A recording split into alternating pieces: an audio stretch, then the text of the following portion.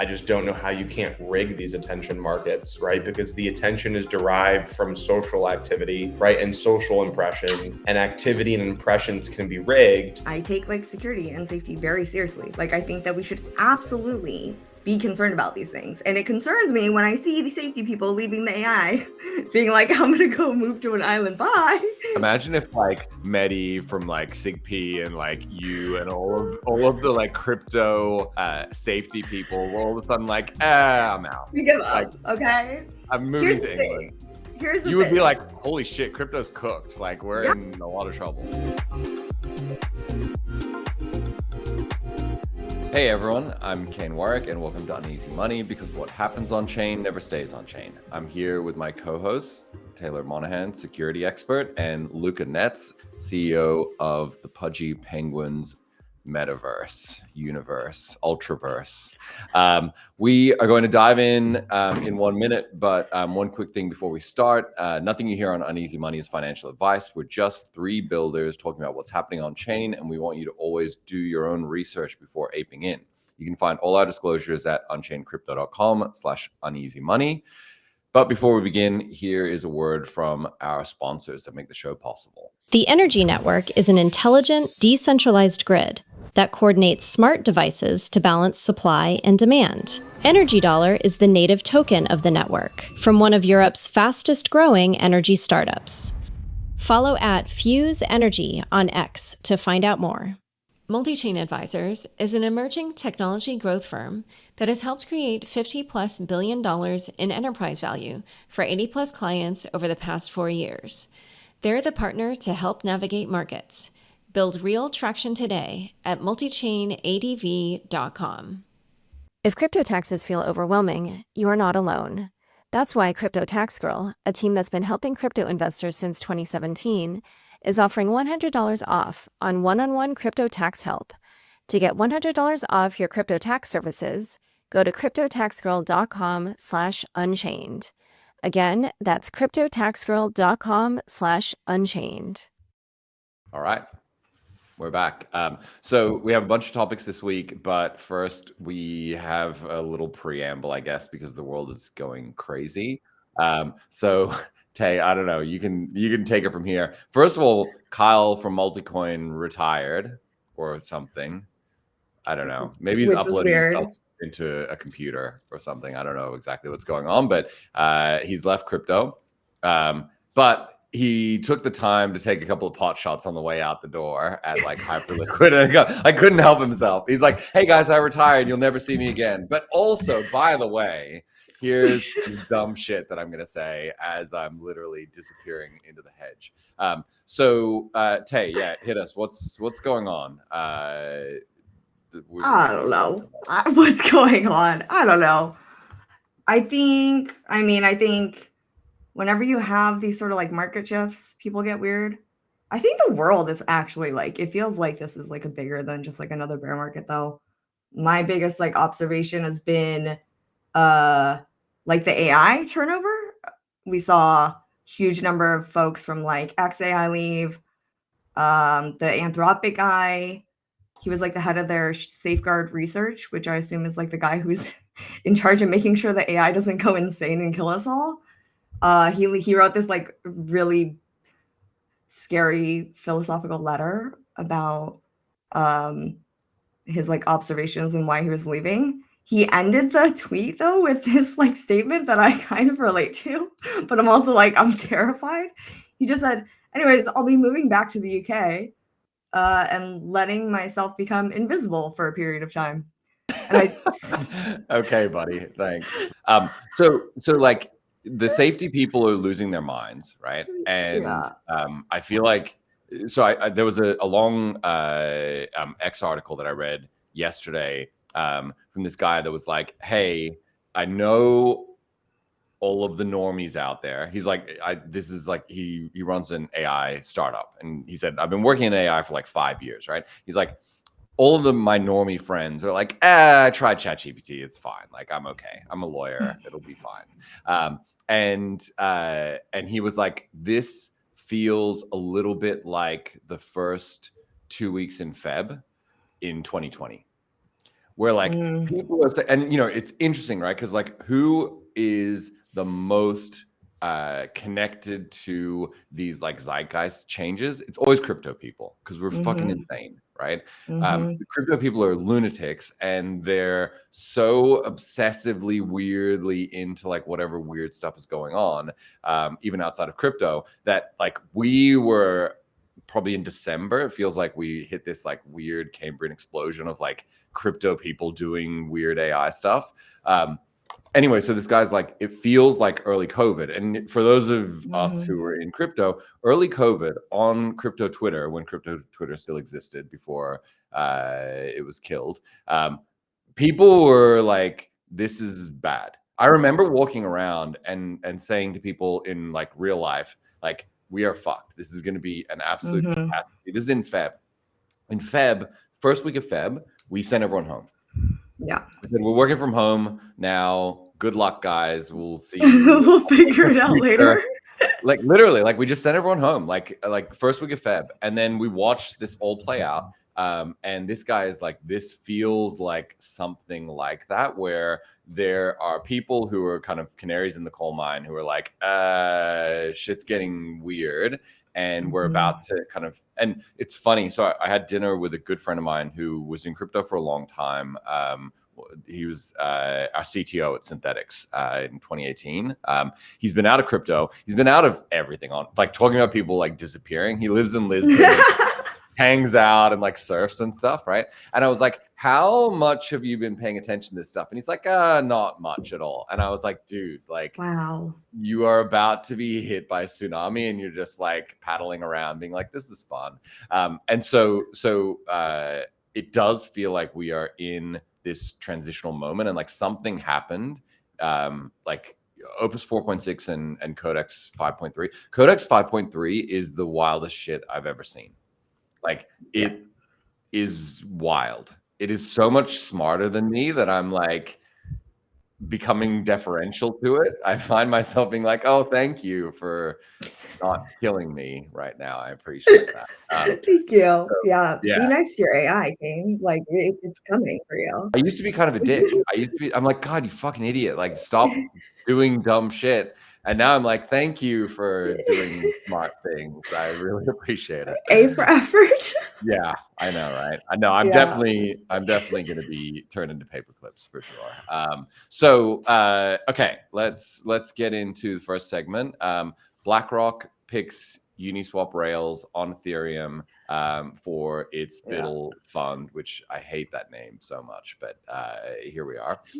So they have a $2.2 billion tokenized treasury fund, and it's going to be tradable on Uniswap via Uniswap X. Uniswap X is this new version of Uniswap that has like hooks and various things. So it's permission, which I think we're okay with in 2026. 2019 me would have been losing my mind about this, but whatever. It is what it is. The institutions are here and they want KYC. So you have to be pre-qualified. There's whitelists, etc. They also acquired some Uni. Thank you for buying our bags. That's amazing, because Uni was trading at like $3. So I'm very excited that they were able to push it back up to $4. This feels like the thing we've been waiting for, right? Like institutions coming, using on-chain stuff, tokenizing things. Like, yeah, there's some KYC, but you know, let's just squint and ignore that. And it feels pretty crazy. Yeah, I mean, it is like what we were waiting for. It kind of, I don't know. I guess I'm like, well, like waiting for what happens next, seeing if it hits the same. Like the announcements just are like, we're so greedy. We're like, yeah, you're trading your like securities on our blockchains, but like, what else are you gonna do for us? But it is a massive improvement, I would say, over the last few years. Like we might be getting closer together. We might be merging these worlds, maybe. I don't know. We'll see what happens, though. We'll see if it's they still sort of have to find like PMF, right? To a certain extent. Yeah. I think to me, it feels like the meme and narrative of like always on trading, we've kind of like got these guys over the line. Like the TradFi guys are like, yeah, actually fine. Like, let's just trade all the time and never sleep. So I think like that alone is like a bit of a win for us, that we're like, oh, okay, we convinced these guys that 24/7 markets was a good idea somehow. Because there was a period of time where like TradFi was like, we are going to go to 1 hour markets twice a week. And we're just going to consolidate all of trading activity into these like 2 hour windows at the start of the week and the end of the week, and not bother to do things in the middle. And we're like, what if we did the exact opposite of that? And we seem to be winning. So yeah, that feels bullish. Yeah. Well, and we'll see what happens. I mean, I think that there's an opportunity here, right? Like, again, like these two worlds getting closer and closer together. The real question will be, does anyone actually want to do this? Especially with the permissioned stuff. That's the question. It's like, does this improve liquidity? Does it actually? Yeah. So Luca, what's going on? What do you think about this? I spent more time going down the LayerZero rabbit hole yesterday, so I probably don't have as much to speak on this as it's probably cool that like they're actually buying a token that's an altcoin. I think that's probably like the brief understanding I have about the whole BlackRock thing. Is the coolest part to me, in my brief understanding of it, is BlackRock is buying and holding altcoins. Yeah, that's cool. That feels bullish. Yeah, I'm excited about that. As a uni bag holder, I'm excited for anyone to buy uni. The more people who buy it, the better. Someone's got to buy our bags. Okay, let's go on to our second segment. Like, am I losing my mind? But did we not decide that we don't need every single person to have a chain? We had like a 3-month period where we're like, we don't need any more chains, and now we're back to actually, no, we need all the chains. We just talked about this last week, and we're like, cool. We're gonna chill on the chains. We're gonna chill on chains. It's gonna be less chainy. No, more chains. All right, Luca, give us the sorry. Bear markets, right? Like, it's like as soon as you get into a bear market, people just go back to the same old shit. They're like, all right, launching more chains. So Luca, well, I guess let's just go through the chains that launched, right? So Mega ETH launched. I'm bullish on Mega ETH. I was excited that they launched. I think they are doing some very interesting things, like not launching the token with the chain, having these KPI based gates. There's a bunch of cool stuff that Mega ETH is trying, and it feels good to have someone trying new shit right now, especially in a bear market, right? Like, that's the time to do experimentation.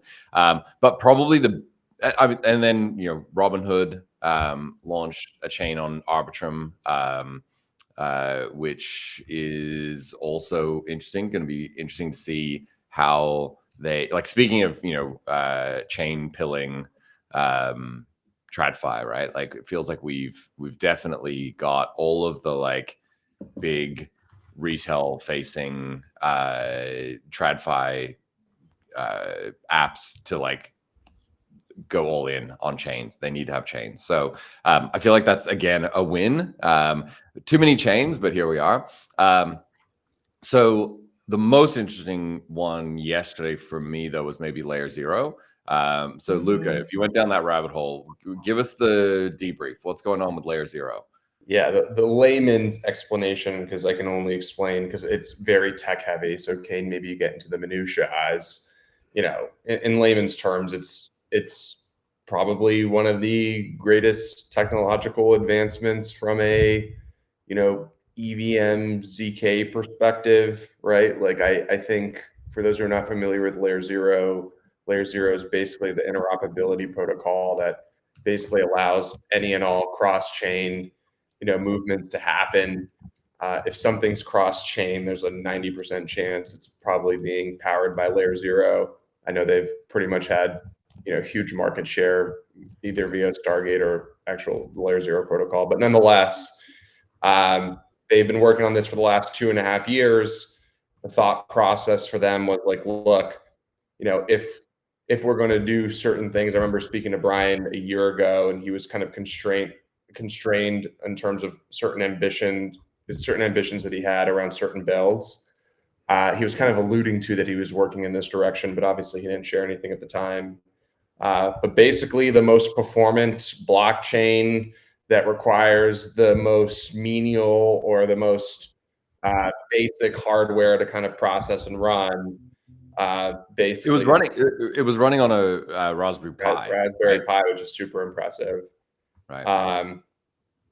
And basically, it's, you know, the tagline, which I loved, is the last blockchain, and he's basically saying you don't need another blockchain after this one. This is the one. Please. Yeah, just the 15th standard problem. Yeah. Now I will say those guys that's probably one of the best teams in crypto. Kain, you'd probably agree. I mean, those guys. Yeah, I love those guys. I think so. Yeah. The most interesting thing to me, aside from the tech, right? And Luca, I think you will have some thoughts here, right? Is the channel conflict problem of LayerZero. If I'm not mistaken, when LayerZero launched, they're like, we don't need a chain. We are the LayerZero below all the chains. We're not going to compete with you guys. We're going to, you know, just make all your chains better and interoperable. And so don't even worry about it. Like, we're definitely not going to do anything to threaten that equilibrium. And then they're like, fuck it. We're just going to launch a chain. All right. What does the chain do now? Like, what is the... It's fast, bro. Like, what, like 2 million TPS. Oh, okay. I got it. Yeah. Awesome. So wait, okay, but seriously, I mean, in a world where AI agents are going to be sending a quadrillion transactions a week, right? Like, nothing outside of Solana is, at least like on a production perspective, can kind of meet that demand. I mean, maybe I'm wrong, but at least like to my knowledge, right? Like, Solana is the only battle tested one. Zero's not battle tested, but this is like the fire dancer dream and everything kind of compartmentalized in a new foundational model that, like, blockchains aren't built. My understanding of it is, like, blockchains aren't built the way that these guys built it. It kind of reinvents how people, I think, look at them, and how I guess, you know, certain parts of the puzzle kind of fit in. And so it's kind of like a new foundational layer on, like, you know, when you think about it, if you want to process huge amounts of transactions, you know, if you can do that with minimal hardware requirements, then you kind of like fulfill the promise of like a fast blockchain that's permissionless and censorship resistant. It kind of is like the taglines, at least to me, read like the creme de la creme of like blockchains, right? Because, like, what is Solana's big objection, right? The concentration of the validators, right? I mean, if everyone can run a validator, you know, for zero chain on a Raspberry Pi, then all of a sudden you have like Ethereum level decentralization with like Solana-esque performance. But the argument is that, like, this is even a lot faster than even Solana. Okay. So you have like you know, like, in a world where we believe, which I think like the next great crypto bull run is going to come from this idea, this speculative idea that like AI agents are running all this volume and transactions on crypto rails. Like, what chains are going to reap the benefits from that? Well, probably the fastest, most decentralized, you know, chain that's probably with the cheapest cost is gonna realize that, and like their costs too are like unheard of. You know, it's like a fraction of a fraction of a fraction of a fraction of a penny, you know, for a transaction. That one of the things in their presentation was like, you know, gas is basically gone, right? Like, we've eliminated gas, whatever that means. If it means what if it means what we think it means literally, then, you know, that is the arena in which I think the people will play. Now, you know, it is fascinating because I wonder if I'm a chain, if I then think to myself, the thing is like, if you're using LayerZero and OFT as a service, your cross-chain capability, if you're like Solana, or if I'm abstract, and then I see LayerZero building a chain, like, I'm going to think to myself, wow, this is a super competitive product, right? And, you know, in this world, as Kain, you were explaining, and I've been saying for years, like, tech is not the moat. That's probably the first time in a long time where we can say tech is a moat, until, you know, all the LLMs start capturing, you know, all of the data and all of the code, and, you know, maybe people can soon copy zero chain. I can't speak on that, dude. Like, honestly, agents are going to be launching their own chain soon. and they'll be Yeah. better than it. No, So please, we need to make peace with that. Like, they're gonna be like, oh, it took you 2 years to build this chain. That's so cute. I built my chain in 2 minutes, and it's got 8 million TPS. I don't know. Like, I'm bearish on humanity's ability to build things at this point. We're really cooked. Okay, but it's still, the whole point of the chain is still primarily interoperability, settlement stuff, I think right? settlement. Like, So the point was, I guess, that that like all of these again, this is like, it feels like the two threads that are going on here is like TradFi coming in and saying this is, this is the thing we're going to bet on. On this zero token, zero tech, zero chain. And same thing with Uniswap, right? Like, we're betting on this Ethereum, gated on-chain liquidity solution, and we're going to buy into the protocol itself. So it feels like if this starts to become a thing, that it could really differentiate the tokens that are becoming investable by like actual institutions as opposed to Bitcoin. Like, we haven't really seen institutions, to your point, Luca, buying alts. Unless you include ETH, which we should not talk about. But outside of that, right? Like, we've had some DATs buying ETH and Sol and some alts, but institutions, actual large companies turning up and saying, no, we're going to buy Uni, we're going to buy Zero. That feels pretty new for this cycle. It feels like the first time that I've seen these announcements. So yeah, we gotta lean into that, I guess, if that's working. But it does feel like that will become a very big differentiator. Like, is this asset investable is going to be a big question that probably crypto people are going to start asking themselves. Like, why am I buying this random shitcoin if ARK is not willing to buy it? I mean, that'll be interesting. Yeah. That's like a full 180 from like the current meme coin status.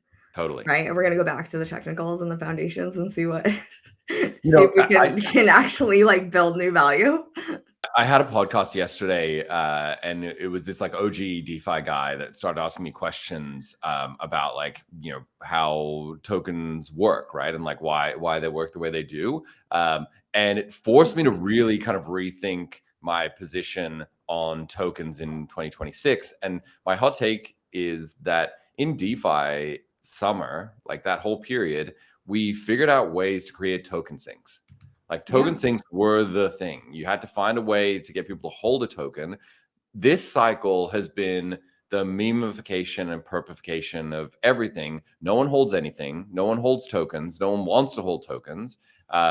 And in order for tokens to hold any value, someone has to be buying them and holding them, right?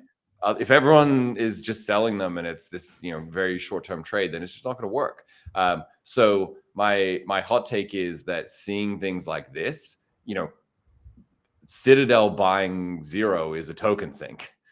They're not going to dump on you in 48 hours, right? Like, they have, like a mandate to now hold this token for a while. So that alone, seeing TradFi start to buy these tokens and hold them could be an interesting catalyst as well. So, I mean, I am 100% for it. I'm for anything that is not continuing to this like race to the bottom of tokens being valueless. And like, it just feels like we just got really, really race to the bottom in terms of like intelligence on some of this stuff.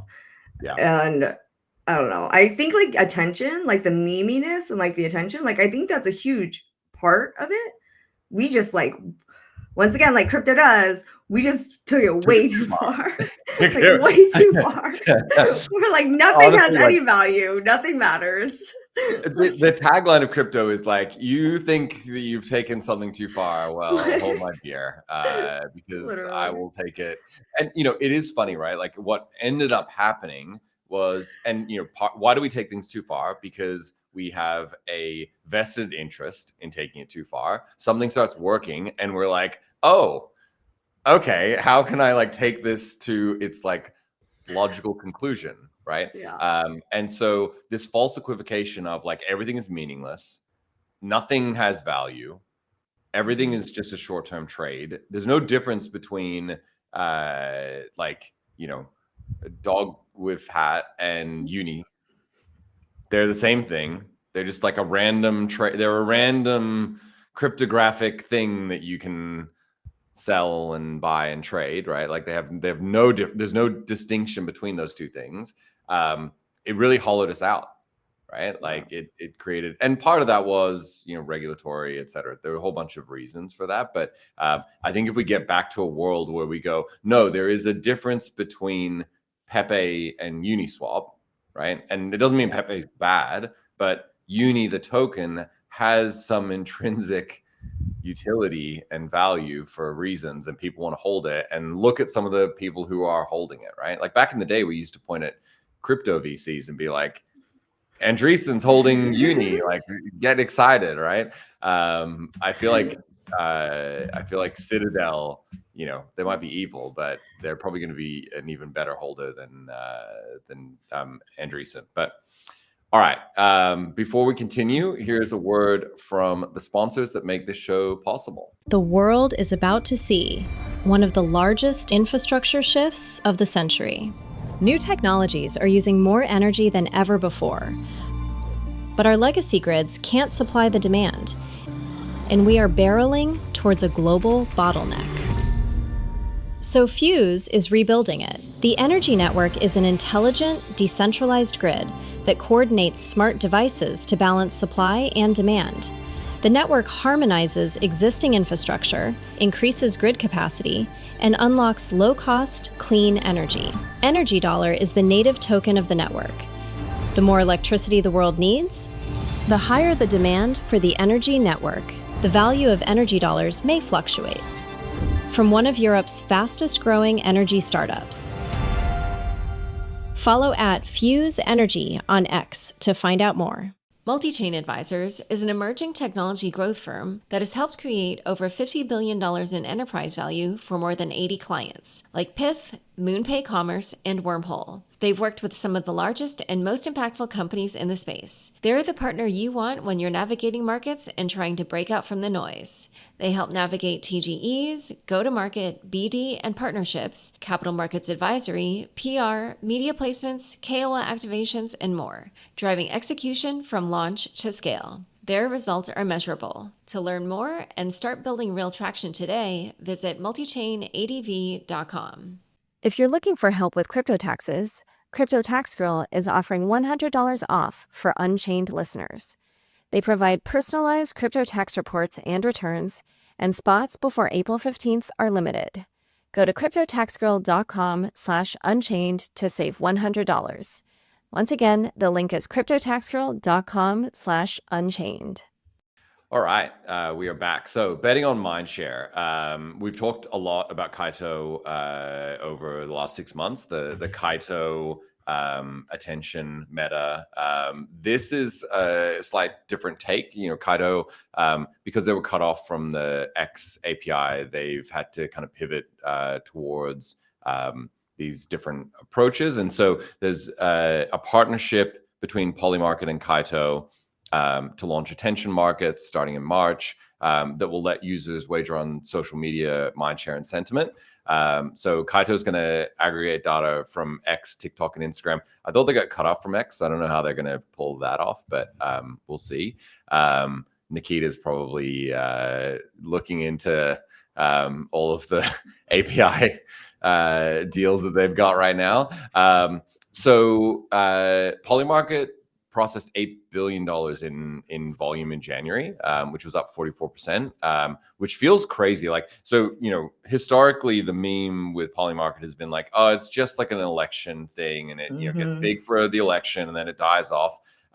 obviously the election is, a 4-year cycle thing that's a huge driver of volume. But this cycle post-election, they have held their volumes really well. And, I think that's been the combination of like the rise of sports markets and a bunch of things. But these attention markets, I don't know. Luca, what's your take on attention markets? Yeah, I think functionally the big problem there, and the smartest people in the world have yet to be able to solve it, is this idea that I just don't know how you can't rig these attention markets, right? Because the attention is derived from social activity, right? And social impressions, and activity and impressions can be rigged. And the biggest companies in the world, a la Meta and Google, have been trying since the beginning of their business to figure out, which impression's a real impression versus a fake impression. And though I'm sure they have, decent solutions, it's not foolproof.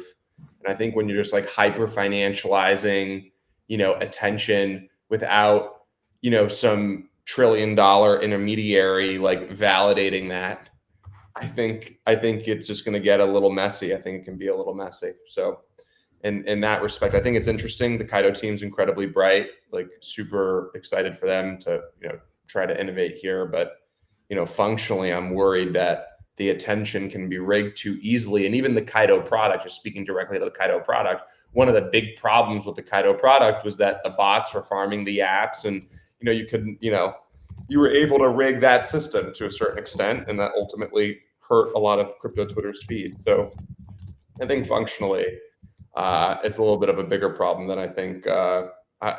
I think it's a great idea. I just don't think functionally. I can't see how that can't get rigged or exploited in a way that's only going to be harmful to users. But excited to see what they've come up with, and I'll definitely be placing some bets and trying to see how it works. Yeah, it's interesting. Like, it doesn't feel, if people on the inside of this, if Nikita and Elon are still being overrun by bots, and it feels like they are, it's hard to imagine that an outside entity that doesn't have control over that infrastructure is going to be able to solve this problem through like filtering or algos. So I don't know, we'll see. This feels like one of those things that maybe like a partnership that started 6 months ago and has been slowly working its way towards launch, and it's now launched, and it's like, oh yeah, actually we've been we've been nuked in the interim. So I don't know. It'll be interesting to see what happens here and how they manage it. Certainly Polymarket is never short of controversy around market resolution. So this should add some interesting market resolution chaos, I would imagine. I mean, that's one thing I was thinking about is like, if you look at like the thing that Kaito like needs to do, right? It's like on the attention side. And then you look at the thing that Polymarket needs to do, and it's like really get the trust in the resolutions like up. I don't know how this fits into that, guys. Like, it seems like you've really I mean, if you manage, I guess if Polymarket manages to solve that, right? Meaning manages to somehow increase the trust in the resolutions while also bringing attention markets to market, like, then I guess the rest is like easy and they're done, right? They've solved all the problems. But that's, I mean, personally, I wouldn't start. Well, so I'm an investor in a project called Noise, which I think a lot of people were excited about. It was part of the Mega ETH ecosystem for a while. They've launched elsewhere now. And we had an interesting debate at BUIDL where Jordan was like, I don't know how this is going to work.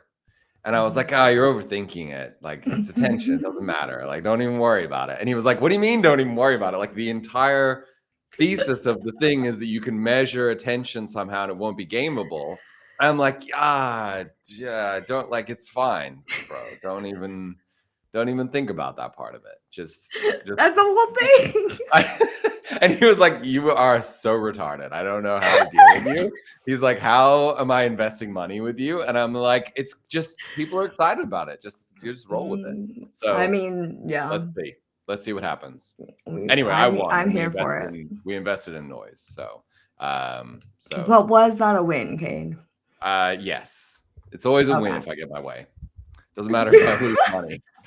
It's just important that I get the check written. I don't really care. I don't care about the rest of it.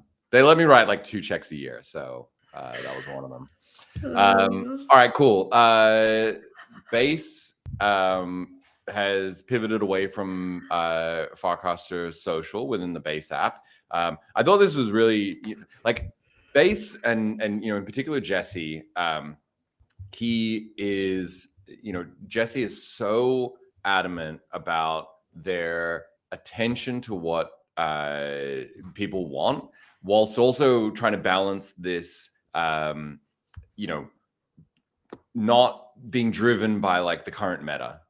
Like they're trying to like invent stuff and like create new meta, whilst also and it's a really hard thing to balance, right? And so when they added all of this social stuff in Farcaster, most of the people who are using the Base app, my sense was the feedback that they got was, get this stupid social stuff out of my face. I'm trying to trade tokens here. And they were like, no, it'll be good. And then, eventually they kind of capitulated and removed it.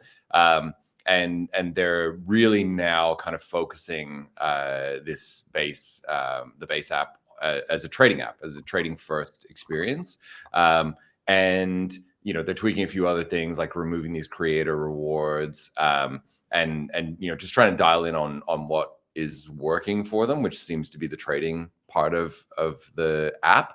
I don't know. It's interesting. The Steve Jobs view of the world of like customers don't know what they want, sort of thing. Like we're gonna just keep doing stuff, and eventually people will realize that they actually want it like this, right? If you go and ask the user what they want, they'll say like 5 more buttons, but actually what they really want is no buttons.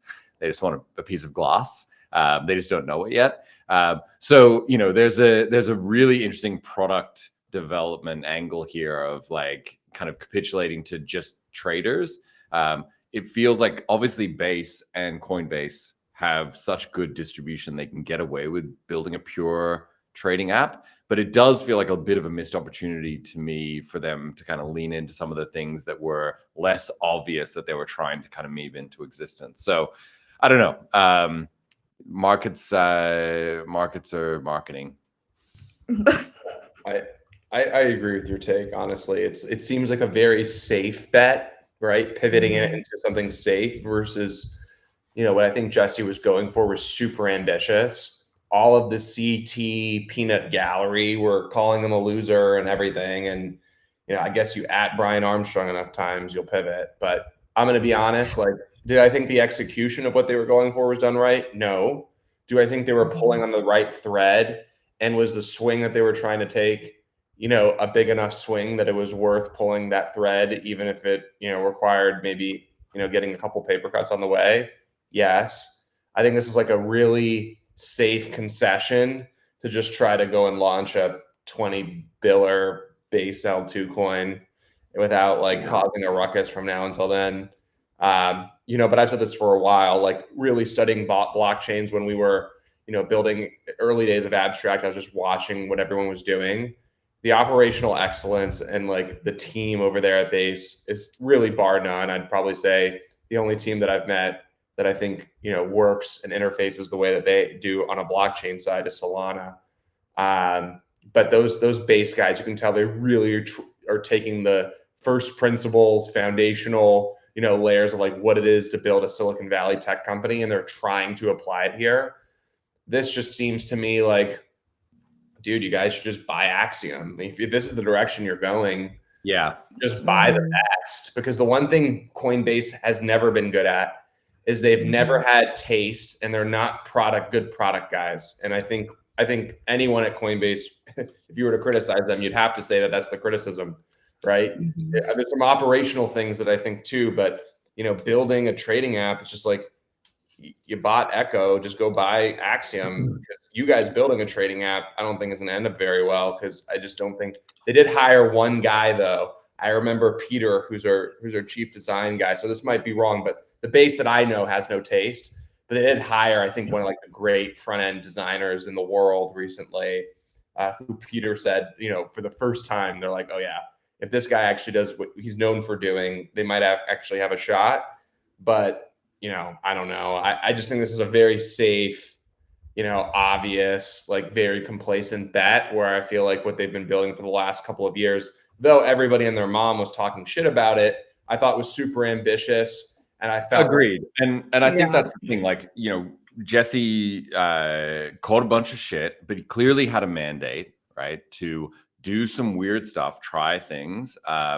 It is funny though. The things that I disagreed with, I guess, were almost more cultural. Like I'm in one of the base, like Coinbase Mafia chats, right? And it's interesting. I had a pretty heated discussion with Jesse about this at one point, where I was like, you guys are kind of being psyoped by people pretending to be supporting base into supporting people that are actually just trying to extract from you. And it's a very hard position to be in, to try and pull something off like they did. But if you go back and look at the start of base, when everyone's like, this is going to be a ghost chain, there's it's not going to work, this is dumb, why do we need, like, he has actually pulled off something pretty incredible. And I think that gave him a mandate to do some weird shit. And then he did some weird shit, and people were like, no, not like that.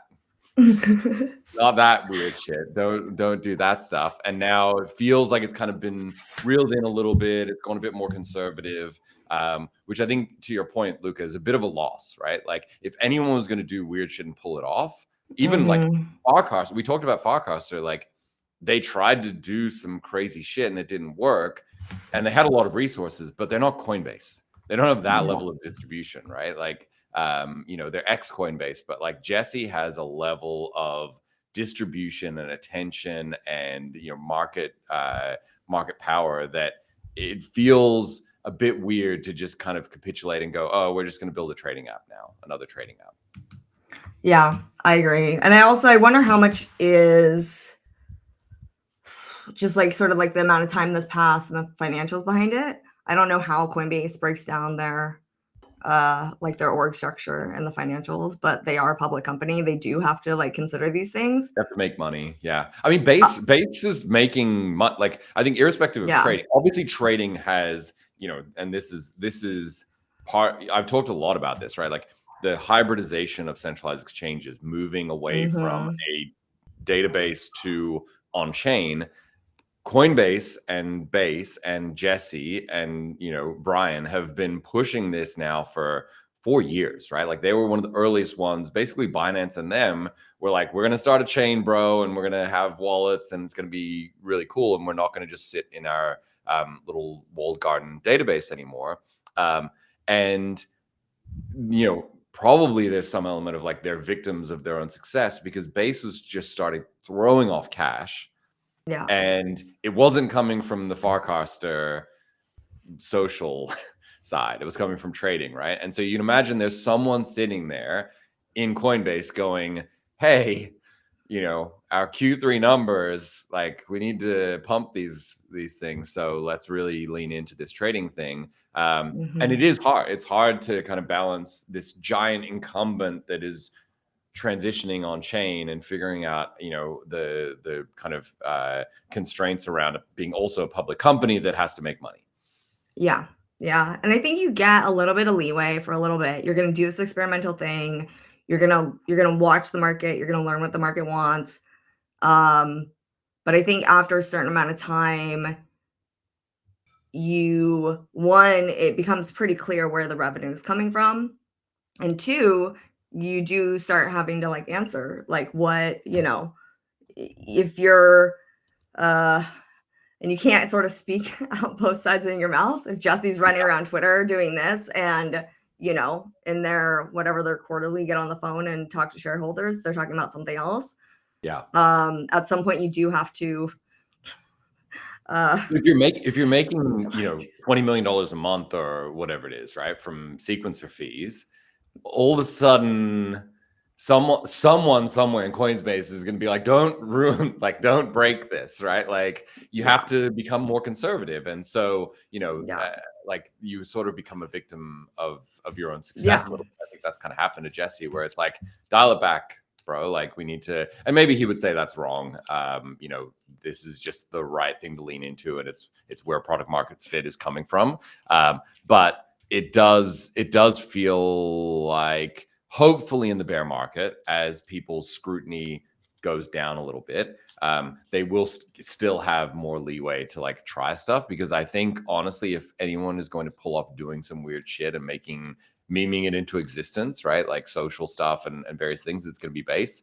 They have the network effects to actually do something like that and pull it off that is not purely financialized. So yeah, we'll see. I'd also just argue from like a brand perspective, if you look at the other people who are doing this sort of like centralized exchange chain, like whatever, like you're going up against basically like Binance and, the big guys. That's a very different culture, like a massively different culture. And the thing that worries me about this move most of all is I don't think that Coinbase and their teams and their culture and their product people and their designers, like you can hire all the best people, they're not going to go all in like Binance goes all in on trading, right? You can't. They can't. Like there's actual crime to bolster, to actually get those platforms to have momentum. You actually have to commit some crime, right? What is that? Like on-chain runners, bundling. Like you think these guys aren't doing that? They totally are. And I know that's a fact. I just think, and I think like, I don't know. I think it's that's what I would be worried about, is if you're going to go all in on the financials and the trading, but at the end of the day, you're a US company with US employees who have a sense of morality and are not afraid to speak their minds.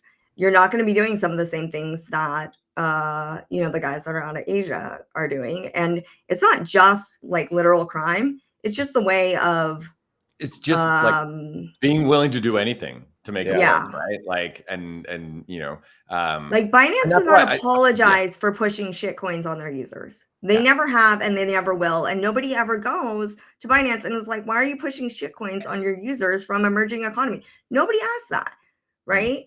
If Coinbase were to do that, right? If they were to literally like flashing lights point their emerging economy users at a freaking total shitcoin, their own people, their own company, their shareholders would be like, yeah, okay, hold on, right? Well, this was part of the pushback as well, right? That Jesse got, is like, these creator coins, they're just meme coins, right? They're just these kind of short-term speculative things. And, this is also part of that, like, kind of false equivocation of like, everything's meaningless, no tokens have value. So they're all just a vector for short-term trading and making profits.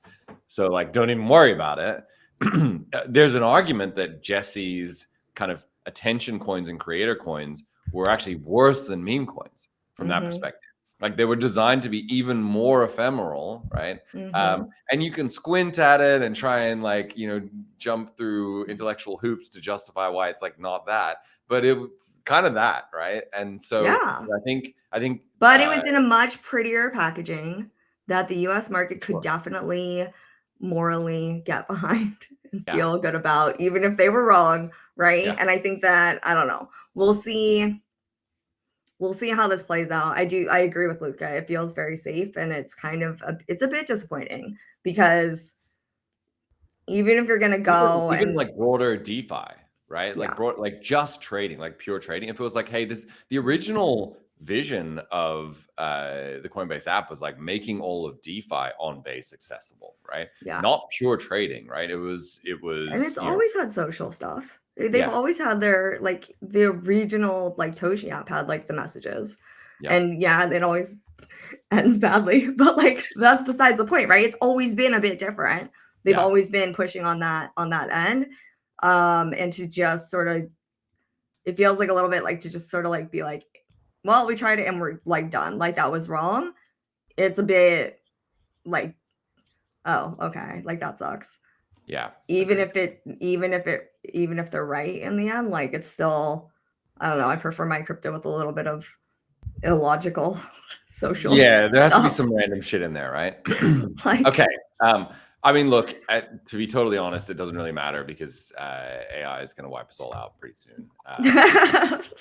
Everything that we're doing is the somewhat. agents are the only ones that need to talk to each other. It's going to be Literally, fantastic. I know. So this is quite funny. So our next segment, Vitalik is talking about AI rails, and also Stripe has this agent money, right? So here's how cynical I am, and how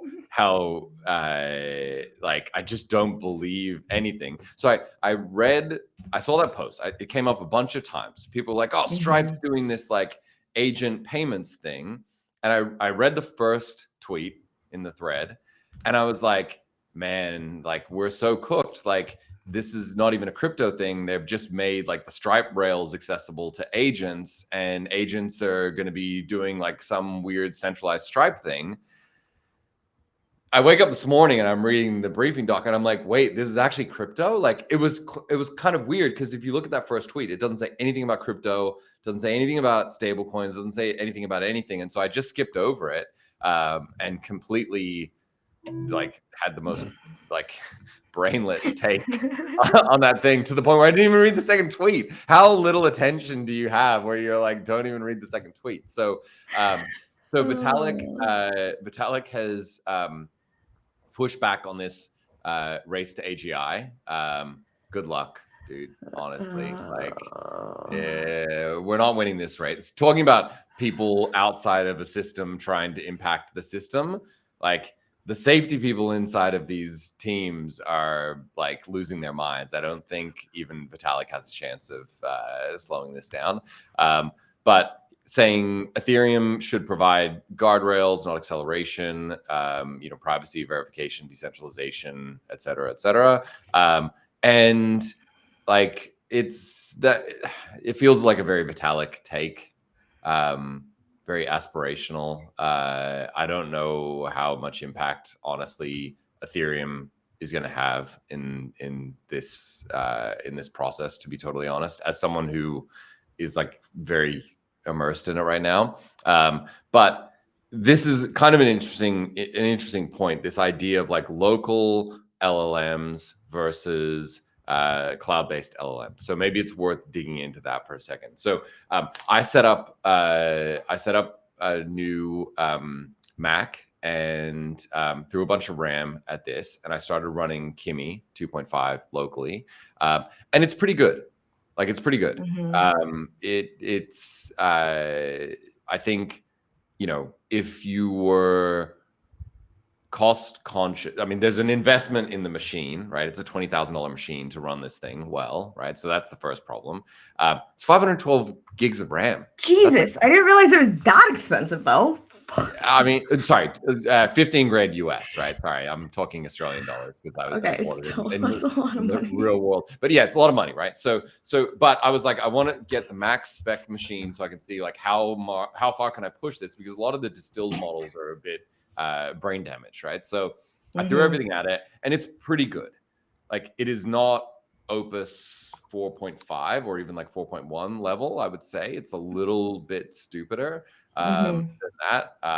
Hopefully they're not listening to me. But yeah, so but what it does is it means you're running it completely locally, right? So it's not going into any server, it's not sending the inference off and collecting data, et cetera.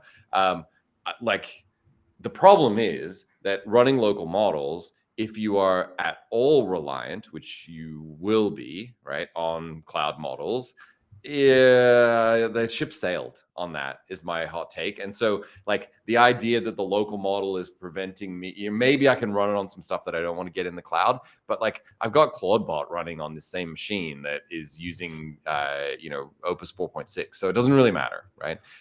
So I don't feel like there's a huge differentiator in these local models. This idea of like, oh, run your model locally thing, I just don't think that's going to work genuinely. Like I don't think anyone's going to care. Yeah, I've run locally for like over a year now, and I go back and forth, and they've just never been.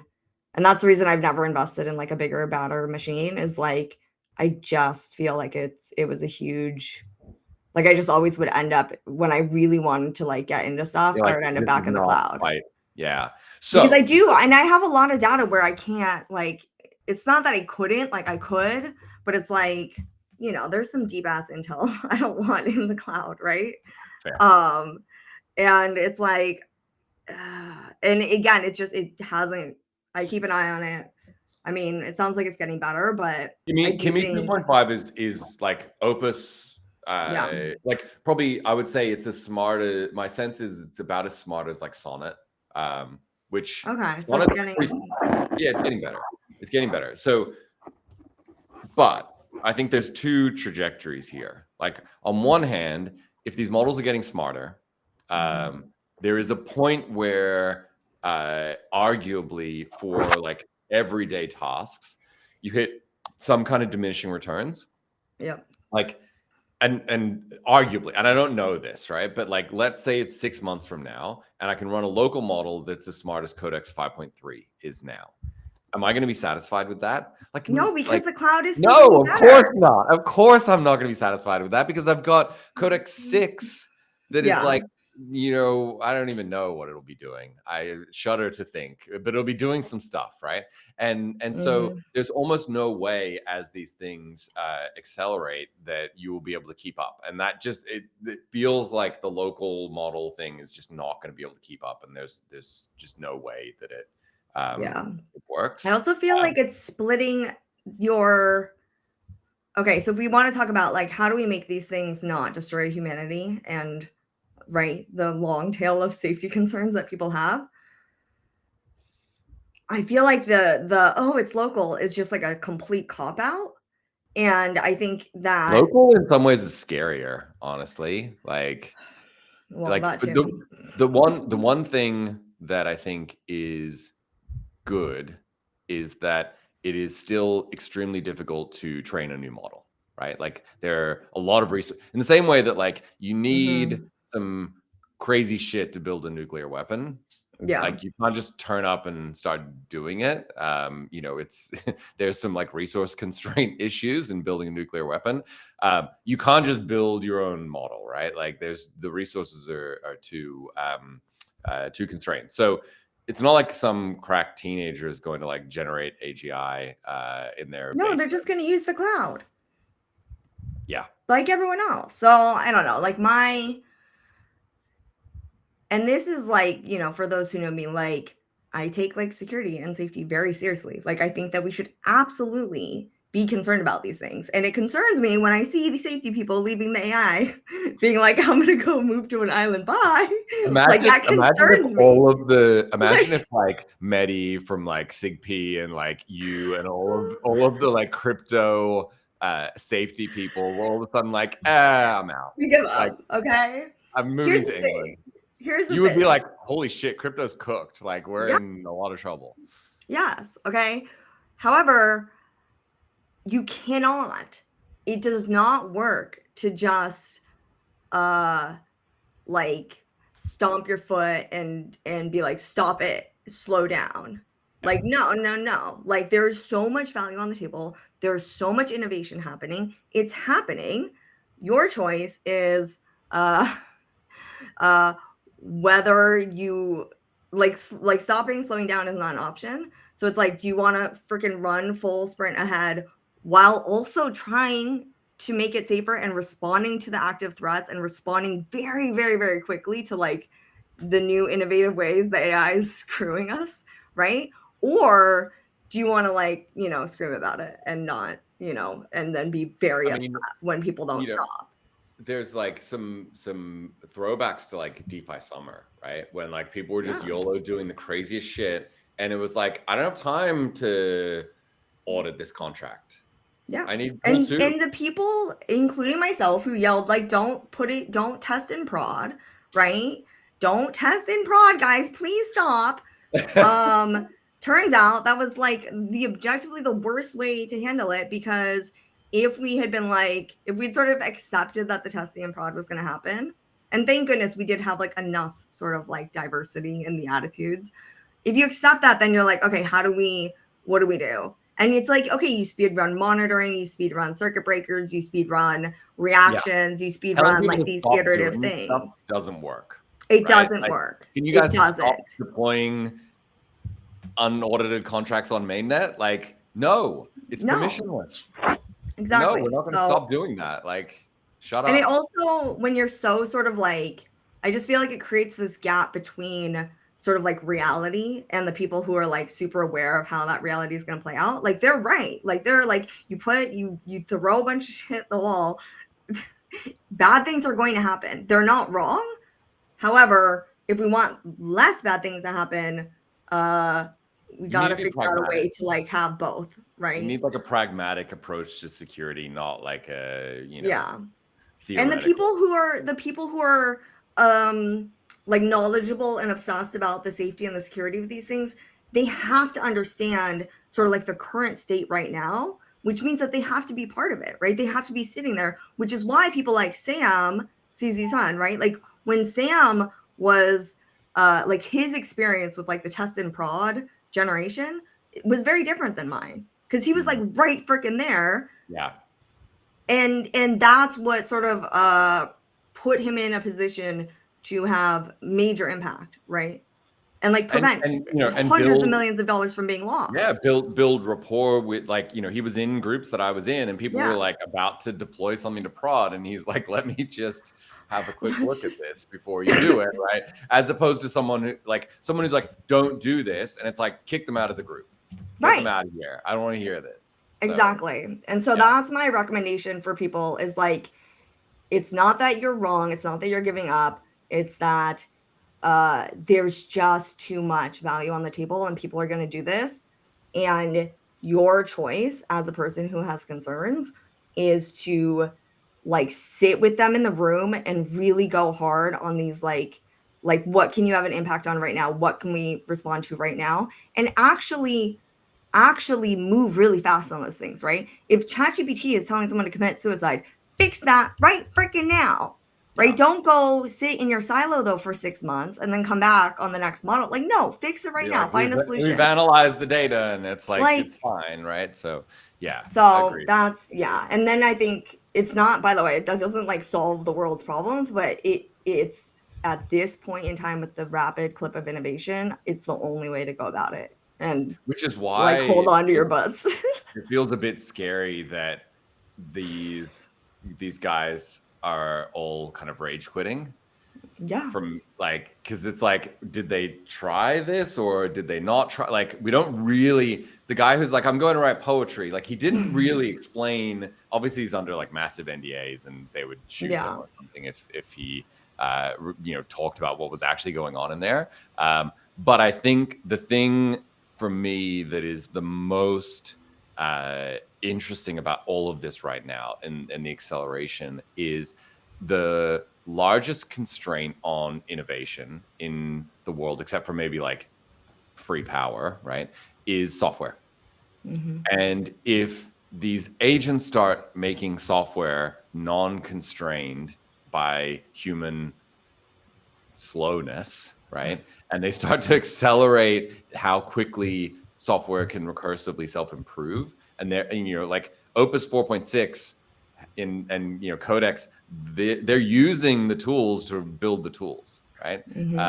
And that recursive self-improvement loop is the fast takeoff loop that we've been talking about for 30 years, right? Yeah. Like Kurzweil,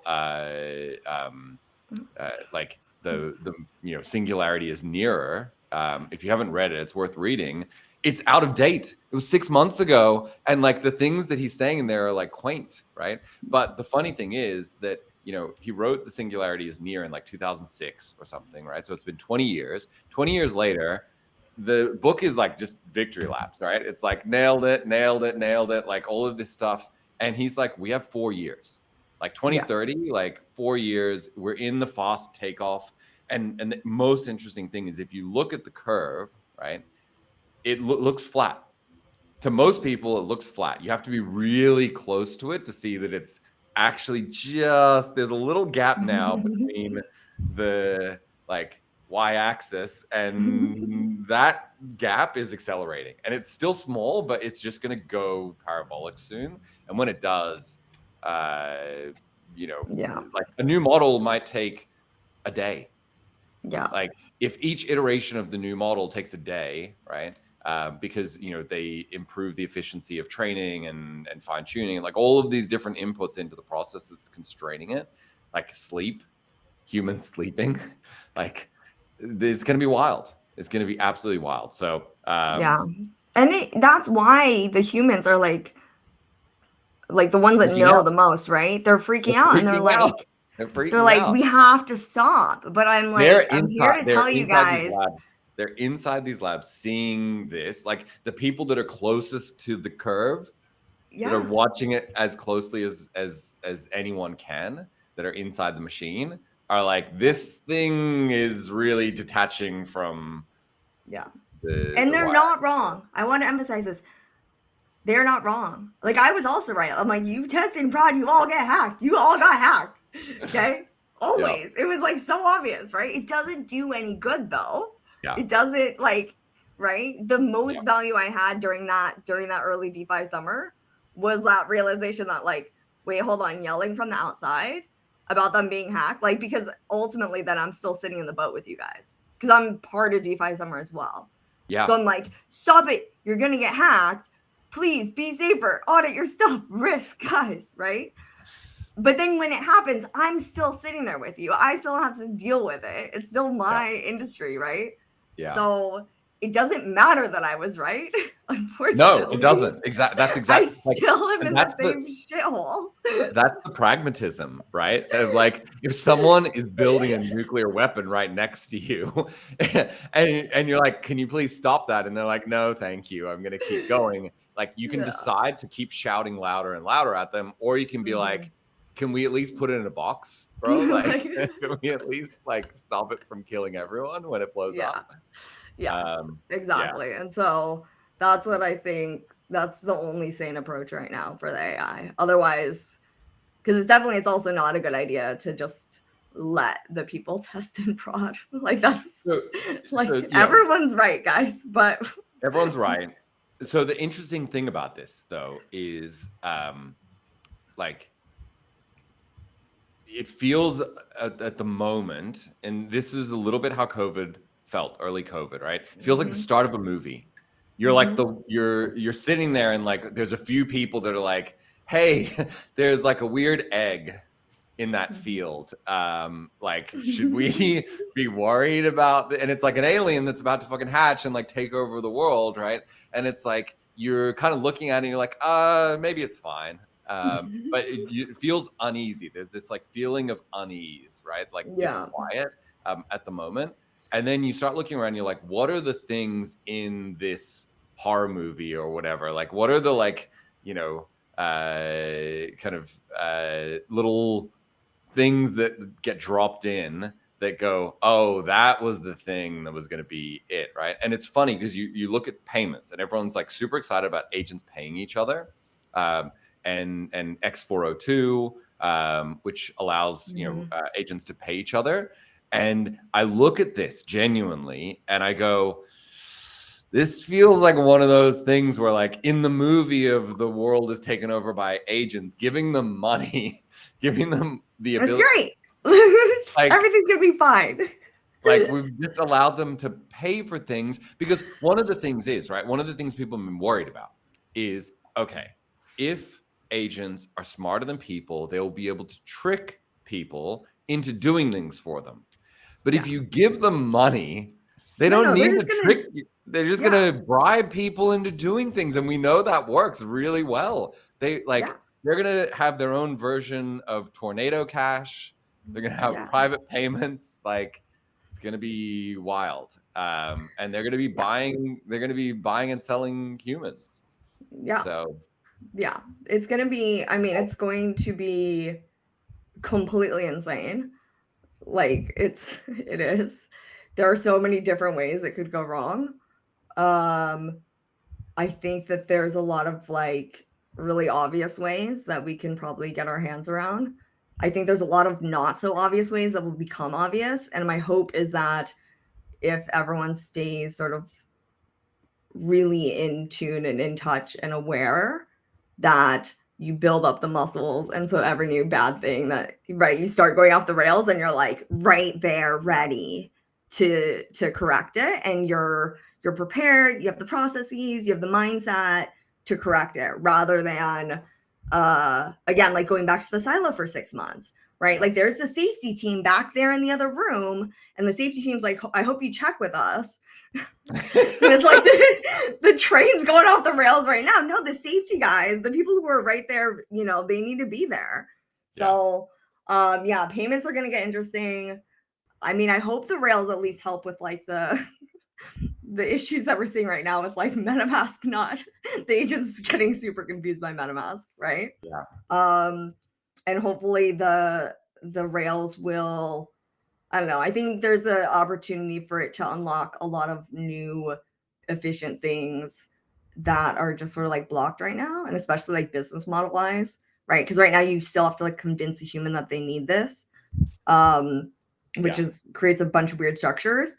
There's a lot of things that you can do, so like for example, you don't, like humans, you never want to ask a human to pay for something once, because like it's very hard. It's basically as hard to convince them to do something once as to do it repeating. But if you get the recurring revenue, you're set, right? Agents, I think it's actually like much more just logical, right? Yeah, and so you can unlock a lot of things. Like and I'm paying for this thing now. Yeah. And I need it now and whatever. And there's a lot, if there's enough agents that are doing that, that's a business model. And there's a lot of business models that, you know, like not every business needs to be a $1 billion business, right? Like there's people that have useful little things, they can share it and they can, you know, sell that one time and it's fine. It's great if the agents will buy it, right? So that I think is like the exciting part of it. The downsides obviously is like, yeah, the agents are definitely going to come up with their own like weird immoral schemes to screw each other or screw their humans or whatever. Yeah. Literally like the agent pool 2 is what I'm waiting for. Like they will reinvent pool 2s, I'm sure. Convergent evolution. We'll see. All right. Well, it's been fun. Another awesome episode. Thank you guys. So we will see all of you next week. Awesome. Bye guys. Bye.